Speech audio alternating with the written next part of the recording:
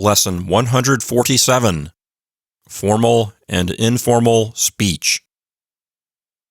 For those of you who have studied some other language, for example, Spanish or French or German, this concept will not be anything new.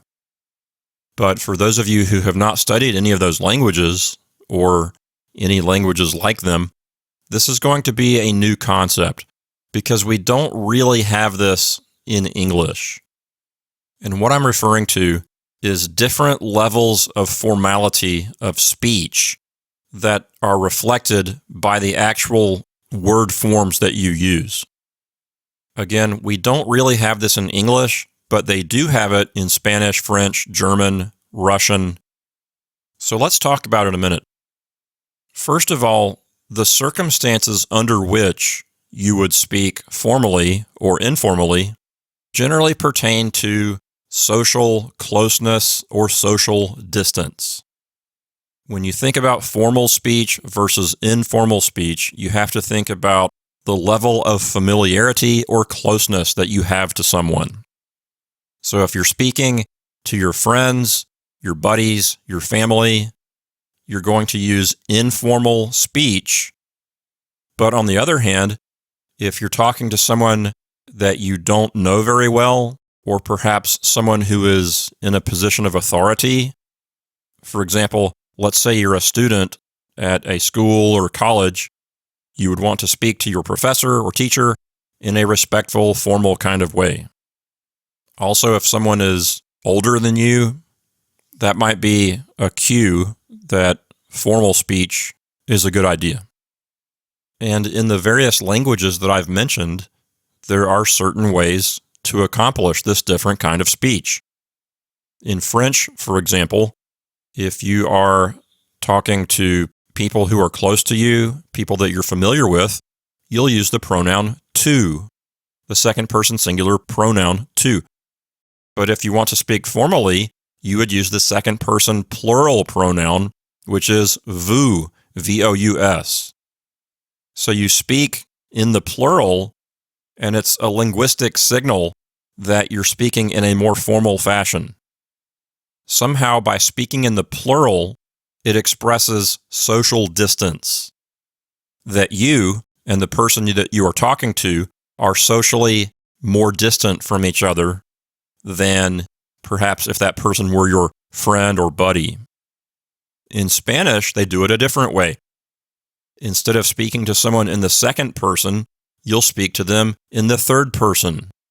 You'll use the formal form of address, usted, and then a third person verb. So instead of saying you are, you'll say literally, usted is. And that's kind of a formal way to talk to someone. And in German, they use a similar method. They speak in the third person. So there are several ways to do this. You could speak in the plural when you're really talking to someone who is supposed to be singular. You could speak in the third person instead of the second person. And these linguistic methods express social distance. The fact that you are not familiar with each other, that you're not socially close to each other. So here's the main point for this lesson. In Russian, there is informal speech and formal speech. You use each one in the appropriate situation. You'll use informal speech with your buddies, your friends, your family, but you'll use a more formal way to talk if you're talking to someone who is in a position of authority over you, perhaps a teacher, someone you don't know very well, someone older than you.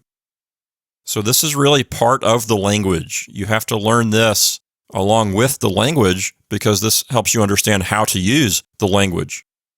Now, up to this point in the book, we have not talked about formal speech, and that's been for an intentional and deliberate reason. The reason for that is we didn't want to confuse you by teaching you two ways to talk at the same time. We wanted you to understand the most basic ways to use the verbs and pronouns so that you can understand literally what they mean, their concrete meanings. But now that you have a basic familiarity with those pronouns and verbs, now we can show you a slightly more advanced thing without confusing you so much. We can show you how to repurpose these various pronouns and verbs to use them in conversation in a formal way.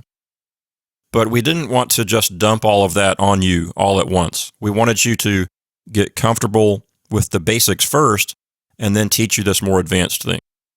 So that's why we have delayed this until the end of the book. So for these last couple of lessons, we're going to be examining formal speech in Russian and looking at the specifics of how to actually speak in that kind of way.